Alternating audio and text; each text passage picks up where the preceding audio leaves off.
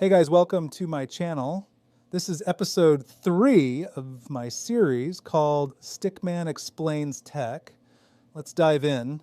Today we're talking about how Wi-Fi works. You connect to the internet without any cables, no wires, just Wi-Fi. But how does it actually work?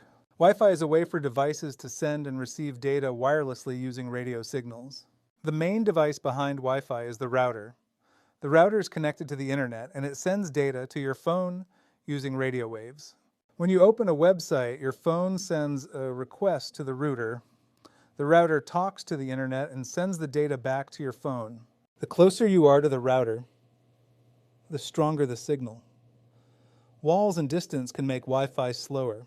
When you watch a video, Wi-Fi sends small pieces of the video to your phone very quickly, so it feels instant. So that's how Wi-Fi works. Wireless data sent through the air using a router. If you enjoyed this video, subscribe for more simple tech explanations. In the next episode, we'll talk about how touchscreens work.